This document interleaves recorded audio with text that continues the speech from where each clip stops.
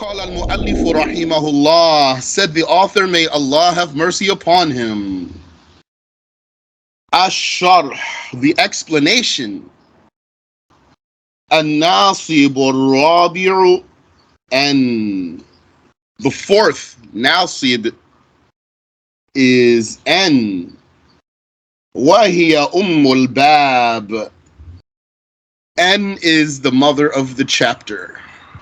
Ummul bab, each chapter has an a mother. If you want to translate it that way, you could translate in many ways. The meaning of being ummul bab is having special features that the other counterparts in the chapter don't have. If all the counterparts in the chapter are sisters, then Ummul Bab is the big sister of them, and she can do what the others can't do.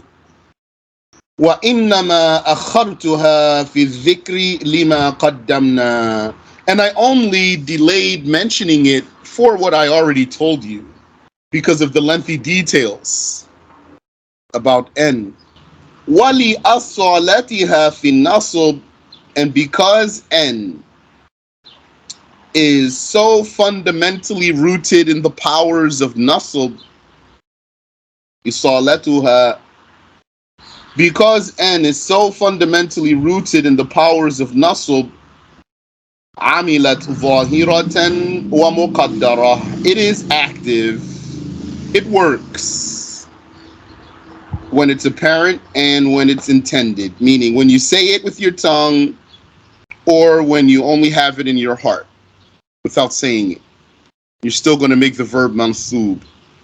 But according to the rules that we're going to talk about, N has the power to make the verb mansub whether you pronounce N or you don't pronounce it, as we saw last week. بِخِلَافِ بَقِيَّةِ النَّوَاصِبِ, as opposed to the other nasibs, they only work when you pronounce them. And some of them, they're not even nasibs all the time. They would only be nasibs if conditions are fulfilled. فَلَا تَعْمَلُ إِلَّا ظَاهِرَةً, those other nasibs, they only work when you pronounce them. وَمِثَالُ إِعْمَالِهَا ظَاهِرَةً قَوْلُهُ تَعَالَى, an example of N having the power of nasb, but what's the word here he used? I'maliha, let's say activating it. I'mal, you activated it. You made it work. From amal. So, if you say in Arabic, amila, that means he did, he acted, he performed. Similar to fa'ala, amila. If you add a hamza on the front and then you say a'mala, it means to make work. So we're going to say to activate. If you haven't had this, if you didn't document this for yourself, document that. Amal, the amal of a word. We did talk about this before. A word's amal, which we're going to say its power or its activity, is whatever it can do to another word. So if it makes another word marfu', then that's its amal. It's a rafi'a. Or if it makes another word mansub, then that's its amal. It's a nasib. If it makes another word majroor, then its amal is being a jar. And if it makes another word majzoom, then its amal, its activity, is being a jazim. So N is a nasib. Okay. Now these words that have powers to affect other words, the strength of their powers vary.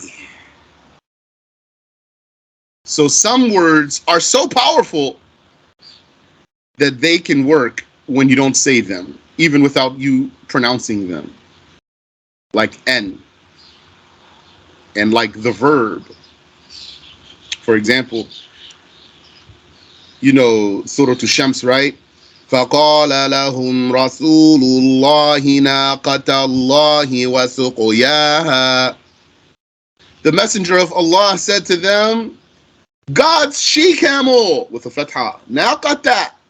Where'd that fatha come from? From a verb that's not there. احذروا, beware of. So that verb is so strong, you don't have to say it, and it's still going to make the verb mansub. Still going to make the word, the nominal mansub. And some words are weaker; their powers are weaker, so they can only work when you pronounce them. And some of them can only work if they're in direct contact with the word. If you separate them, put something in between them and the other word, they won't even work.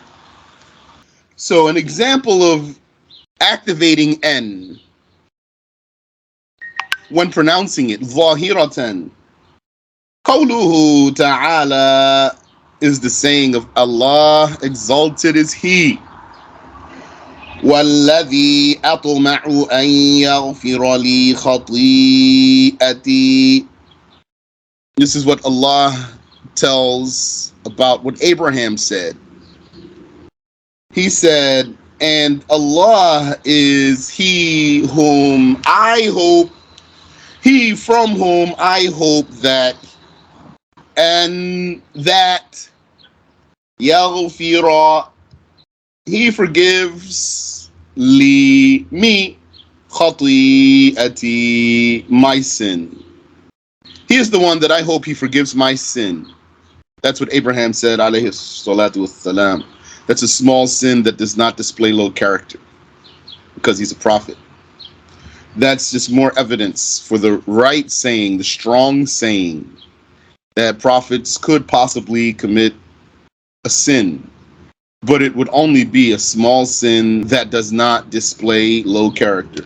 That's Surah Shu'ara, ayah 82. So, N is harf nasb, and it is harf masdari, infinitive particle. I hadn't been translating it. The word wasn't coming to me.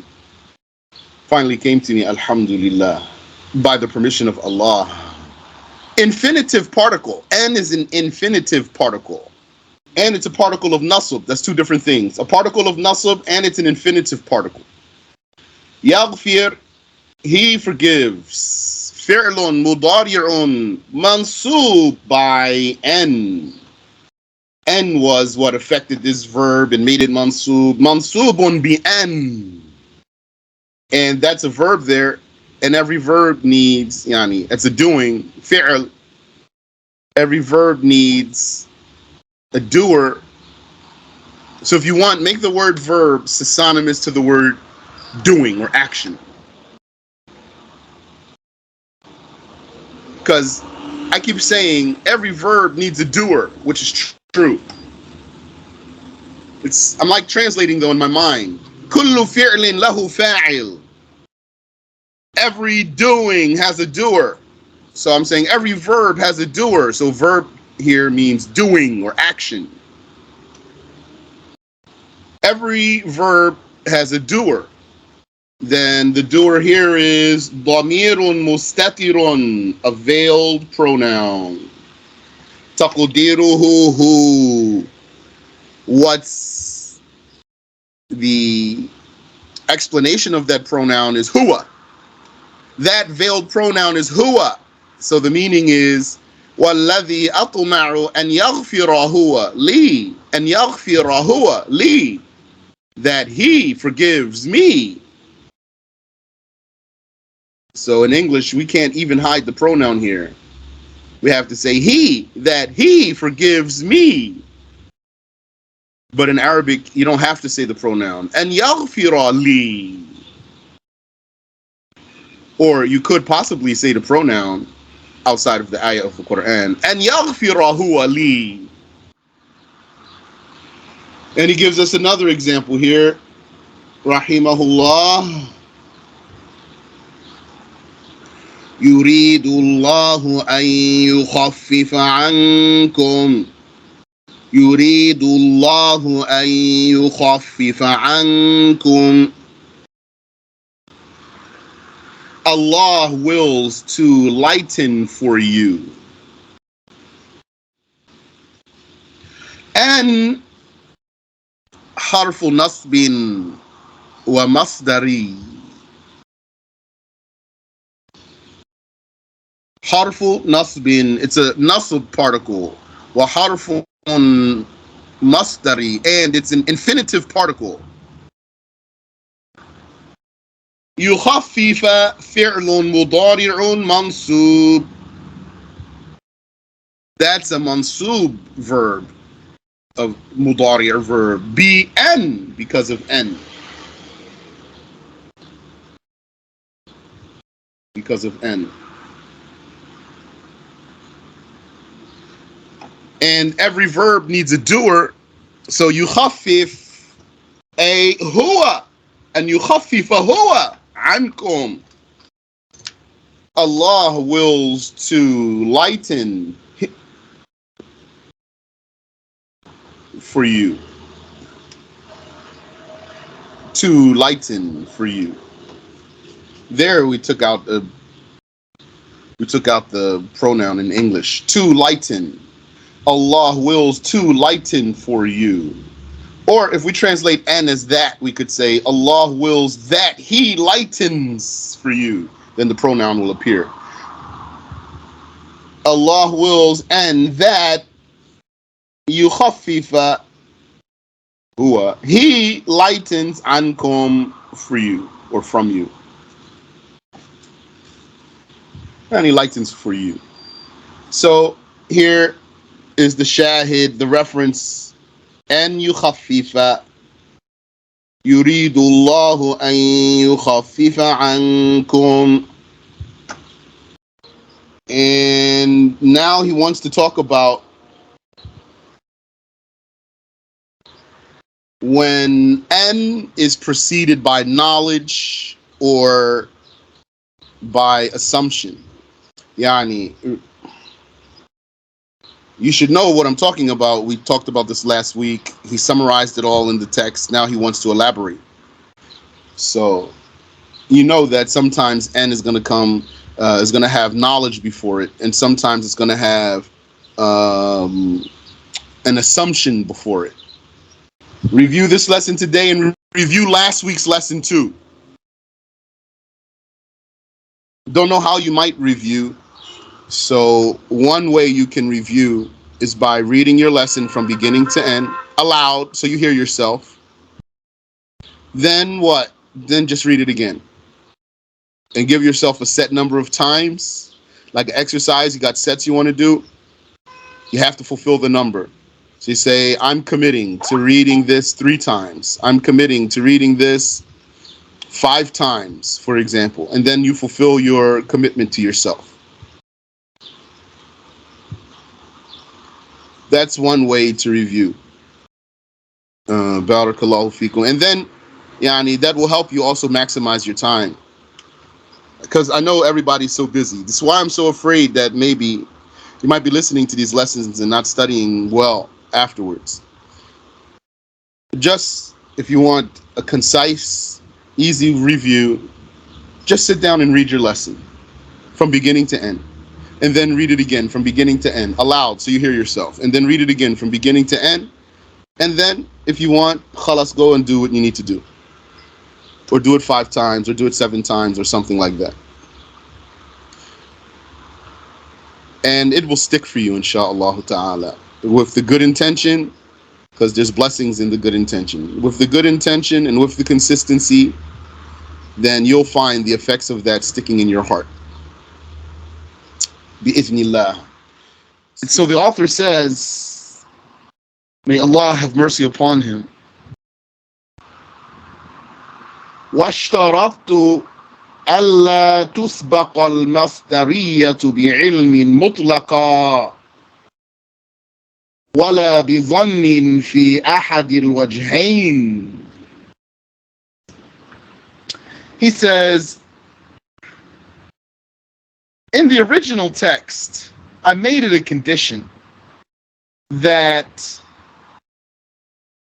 the infinitive particle n al-masdariyah would not be preceded by knowledge. The meaning of knowledge doesn't have to be the word ilm, but the meaning of knowledge. Absolutely. Meaning, if you saw n and after it was a verb, but before it was the meaning of knowledge, ilm, basically amounts to say knows that such and such, knowing that such and such. So we have that, and before that there's knowledge, what means knowledge, and after that there's a verb. Then in this case it's not truly the n that we're talking about. It's a different n.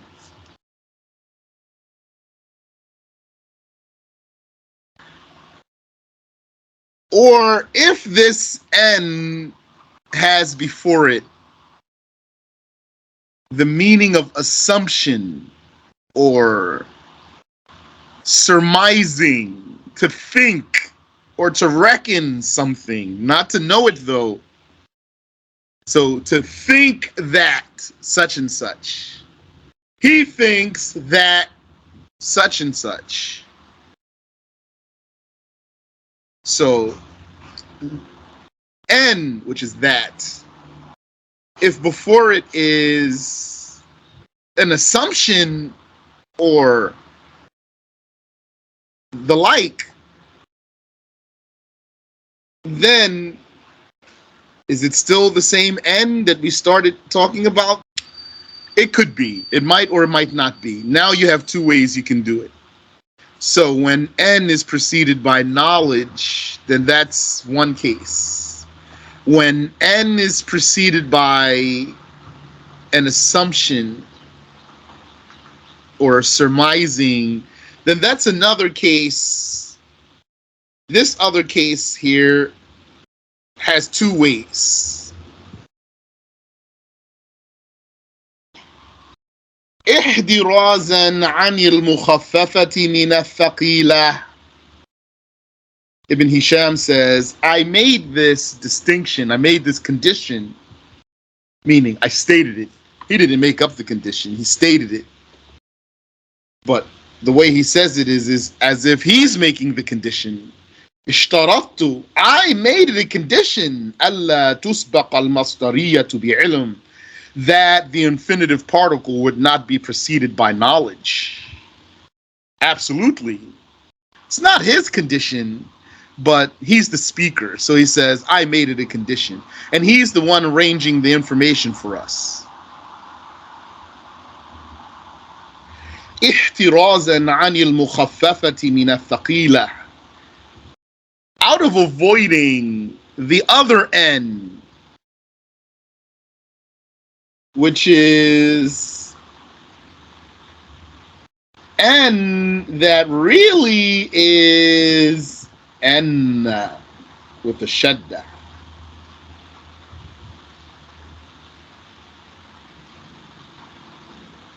So n with the shadda, that's called الثقيلة, the heavy one, the heavy one. الثقيلة, because it has a shadda. And n with merely a sukoon, that's called mukhaffafa, the lightened one. Mukhaffafa. Mukhaffafa. The lightened n. Because you took the shadda away, you took the doubled letter away and made it a single letter. So sometimes that heavy n gets lightened, reduced to a light n And those are two different ones, though. So let's see then what Ibn Hisham's talking about. And by the way, let me just explain this word infinitive for you. That didn't come to me at first when we started this topic. So we gave the example of to eat in English. So this is called infinitive. When this particle to works with a verb and it has the meaning of a noun, then this construction here together, to eat, that's called an infinitive. So we're going to call n, which is basically the equivalent of to here, we're going to call it the infinitive particle. Because n with the verb together have the meaning of the masdar, the source. Infinitive does not mean source, but it's fine, inshallah. So, does anyone have any question about that before we move forward so I can clarify it for you? طيب. So now we're talking about the cases of n by regarding what comes before it. So sometimes something's going to come before n, and that means it's really going to be anna, but it got lightened. Here, حالات أن المصدرية باعتبار ما يتقدمها. This sentence is not from Ibn Hisham. This is from whoever typed up the document. Sometimes when they do tahqiq, here's the word tahqiq, which basically means when they type up the book, they verify it and check it and everything, compare the different manuscripts, and then they type up the book. And then they would even put footnotes and titles and things like that. They would do such things, add such things in their titles, footnotes, and things like that. Sometimes, like, they would put sallallahu alayhi wasallam or radiyallahu anhu, things that are not from the original author. So Ibn Hisham says, والحاصل أن لأن المصدرية باعتبار ما قبلها. The synopsis is that the infinitive n and the infinitive particle, in regards to what comes before it, has three cases. ثلاث حالات. إحداها أن يتقدم عليها ما يدل على العلم. One of them is for what precedes and to indicate knowledge. يدل على العلم doesn't have to be the word علم. فهذه مخففة من الثقيلة. In this case, then, n is lightened from the heavy one. It's a reduced n. Maybe we'll call it reduced. It's a reduced, or it's a lightened n. Reduced from the heavy one. لا غير, and it's nothing more, nothing else. Only this one.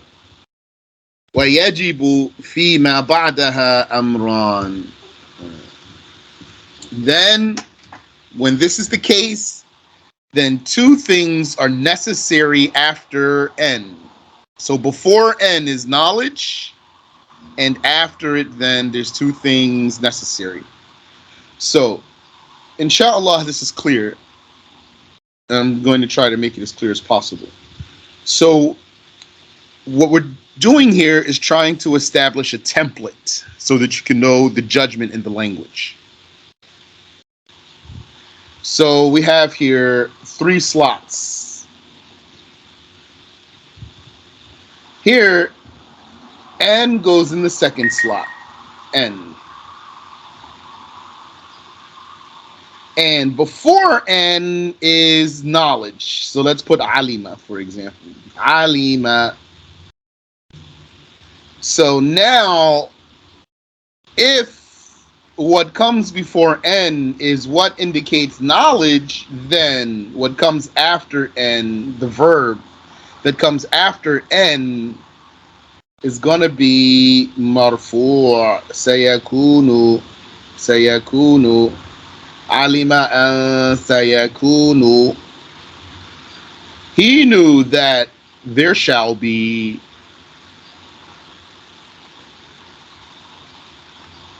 So وَيَجِبُ فِيمَا بَعْدَهَا. So after N, what's yajib? Yajib.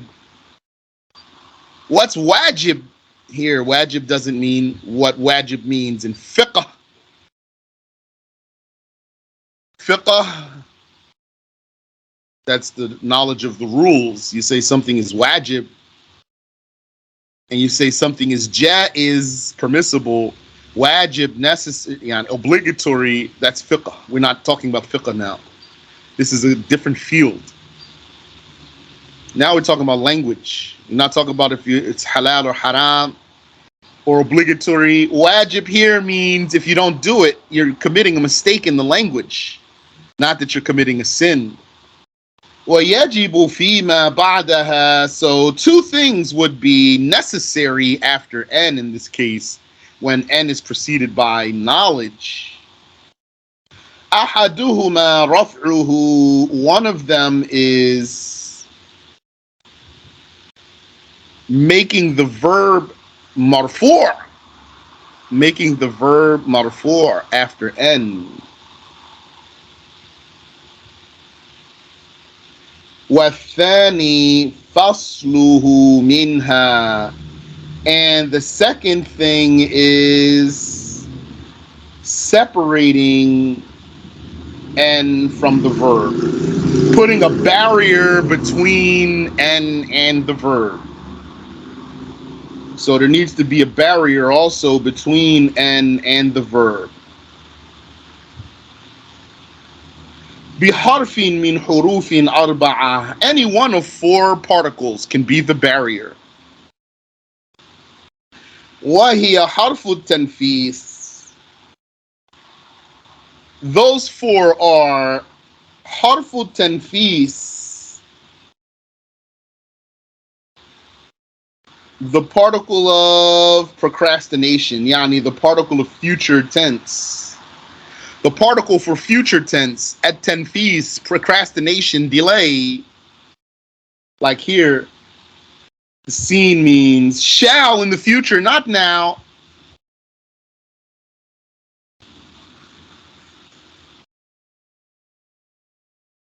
Wa harfun nafi, or a negating particle, or a negating particle. Wa qad, or the particle qad, qad. We'll see it. Walau, or the particle low. Low means if or had it been.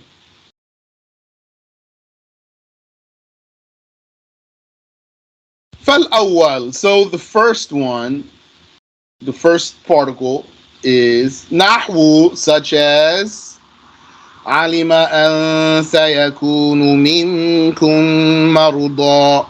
Alima an sayakunu minkum marda. He knew that sayakunu, there shall be amongst you sick ones. He knew that there shall be amongst you sick ones. That's the 20th ayah of Surah Al-Muzammil. Al-Muzammil. So, what do we have here? We have N, the infinitive particle, the masdari particle, preceded by knowledge, then followed by a marfu' verb that has a barrier between n and the verb. That's the template here. So you need to memorize that template, and then when you speak Arabic, you say like this. Or when you read, then you're going to read it properly. Interesting enough that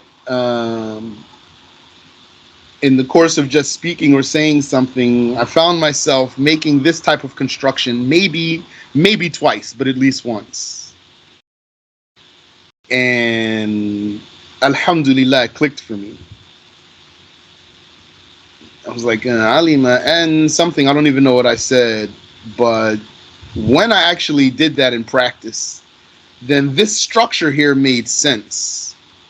What I mean to say is, it might look to someone like me that, okay, these rules here, you got n, and then you have knowledge before n, and then you have a verb after n, and you put a dhamma on there. Okay, if it is what it is. But it's not just only like that. That's a reason for that. And maybe you're not going to pick that up, but in practice, when it came for me in practice, then it clicked for me that it's not just it is what it is, you just do it that way. It's a reason for that. Wathani, the second case is, or the second example, naHw أفلا يرون ألا يرجع إليهم قولا أفلا يرون ألا يرجع إليهم قولا.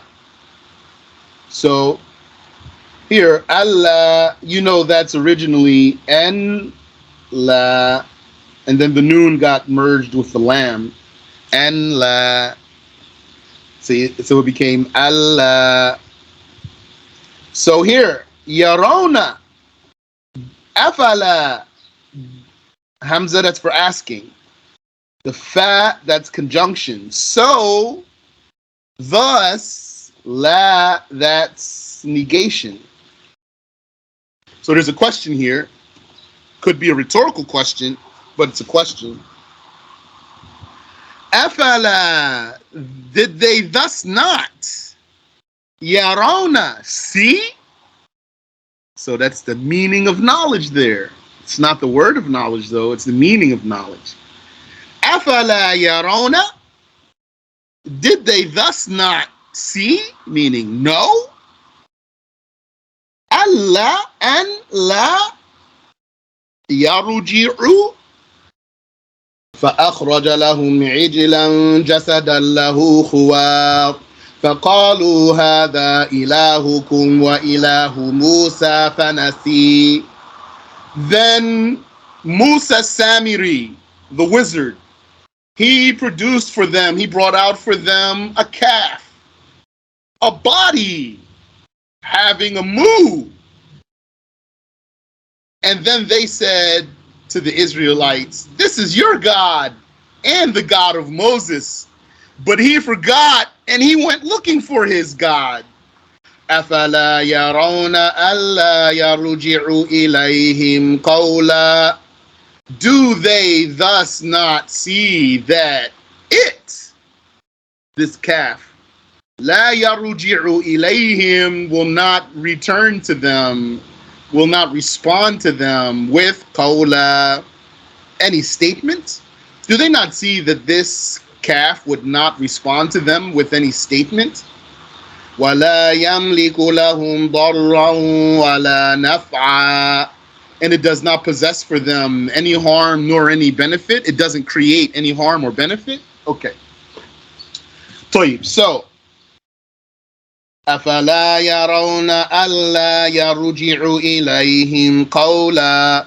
Do they not see, meaning no, that لَا يَرْجِعُ إِلَيْهِمْ, it shall not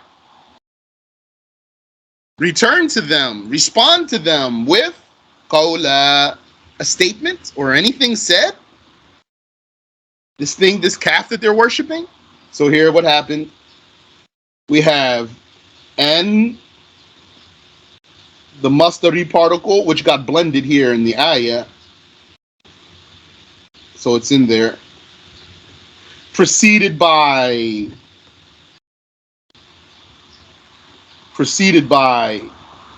the meaning of knowledge, which is in Yarona, they see, and then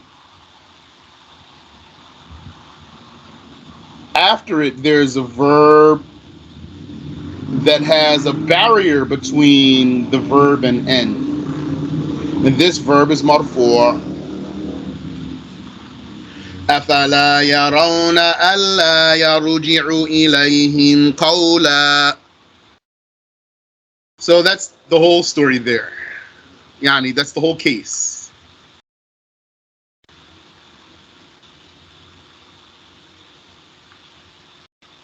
Here's another example. وَالثَّالِث, the third example, is naHw, like علمت أن قد يقوم زيد. علمت, I knew, and that قد يقوم زيد قد. So when قد comes in front of a fi'l mudari', it could mean maybe, or it could mean definitely. It could mean either of those. It could mean, this sentence could mean علمت, I knew, and قد يقوم زيد, that Zayd has, or Zayd does indeed stand. I knew that Zayd does indeed stand. It could mean that. علمت أن قد يقوم زيد, or it could mean I knew that Zayd might stand. علمت أن قد يقوم زيد. So again, we have our template. Here's N, here's N, and before it is knowledge. And before it is knowledge, here, alimtu, and after it is a verb that's marfu', yakumu, and between that verb and the particle, there's a barrier. In this case, qad. Alimtu an qad yakumu zayd. In the fourth case, naHw is like أَلَّوْ يَشَاءُ اللَّهُ لَهَدَى النَّاسَ. أَلَّوْ يَشَاءُ اللَّهُ لَهَدَى النَّاسَ. This 31st verse of Surah Al-Ra'd. This 31st verse of Surah Al-Ra'd, and he started the example with N. So that means, where's the knowledge before it? We'll see. He's going to bring it back. But here, and lo, that had, and lo is conditional. Like, that if, that had it been, and law yasha'ullah, that if God wills, lahadan nas, he would have guided the people. So we have N, after it is a verb that's marfu', yasha'u, and between N and this verb there's a barrier, which is low. So what about before it? Where's the knowledge? Ibn Hisham says, وَذَلِكَ لِأَنَّ قَبْلَهُ. That's because before that is that Allah says, أَفَلَمْ يَيْأَسِ الَّذِينَ آمَنُوا. Did those who believed not fear? Did those who believe not fear? It means here, did they not know? وَمَعْنَاهُ فِيمَا قَالَهُ الْمُفَسِّرُونَ. The meaning of this, according to the interpreters of the Quran, is أَفَلَمْ يَعْلَمْ. Did those who believe not know? وَهِيَ لُغَةُ النَّخَعِ وَهَوَازِنْ. This is the dialect of naHw. The Quran has in it, other than Quraysh dialect, here and there. These words in the Quran, this is the dialect of naHw and Hawazin. أَفَلَمْ يَيْأَسْ. قَالَ سُحَيْمٌ. Let's see if I can figure out this line of poetry here. That's the biggest challenge for me in translation. Sorry. أقول لهم بالشعب إذ يأسرونني ألم تيأسوا أن ابن فارس زهدمي. أقول لهم بالشعب إذ يأسرونني. I say to them on the path when they take me captive. ألم تيأسوا. Aren't you afraid? Yani, don't you know? أن ابن فارس زهدمي. That I am the son of that knight who shall come and rescue me. Okay, so alam ta'lamu. So the meaning is, did they not know? Alam ta'lamu. ويؤيده قراءة ابن عباس أفلم يتبين. And what supports this interpretation of the ayah is that Ibn Abbas recited it أفلم يتبين. وعن الفراء إنكار كوني ييأس بمعنى يعلم. And it was documented about Al-Farra. He denied that ييأس means يعلم. وهو ضعيف, and that's weak. So that's the case when N is preceded by knowledge. Ibn Hisham's going to talk about when it's preceded by assumption. So we're going to stop before we read that, but I just want to clarify for you. So like we said last time, let's take the first example, which is this ayah of the Quran. Alima an sayakun. Alima an sayakunu. So what's happening here in the ayah is that this is really an al-mukhaffafa min al-thaqila. So it really means annahu alima annahu sayakunu. Alima annahu sayakunu. So an here, anna is busy with this pronoun who. Annahu. This pronoun is called Damiru Sha'n. Damir Ash-Sha'n. That means the pronoun for the issue at hand. It basically means the issue at hand or the matter of fact.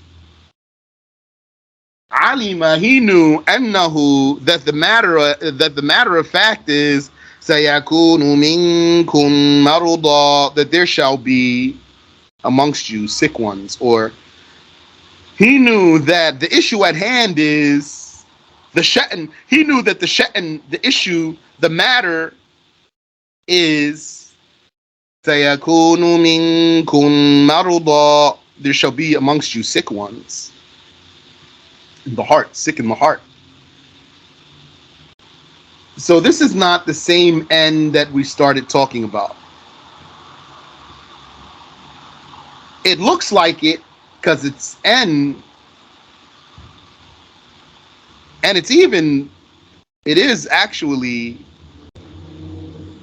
an infinitive particle still. It's still an infinitive particle, but it's not the same one we were talking about. We already said there are a number of infinitive particles. N is one of them, and Enna is a different one. N and Enna are both infinitive particles. So it didn't stop being an infinitive particle, but it's not the same N.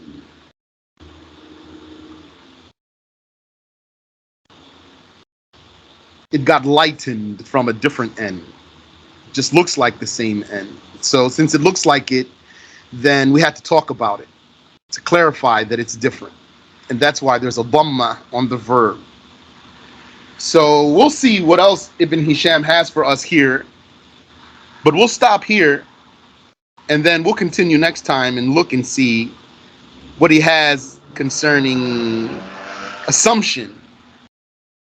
What he has concerning assumption. Do you have any question I can answer for you?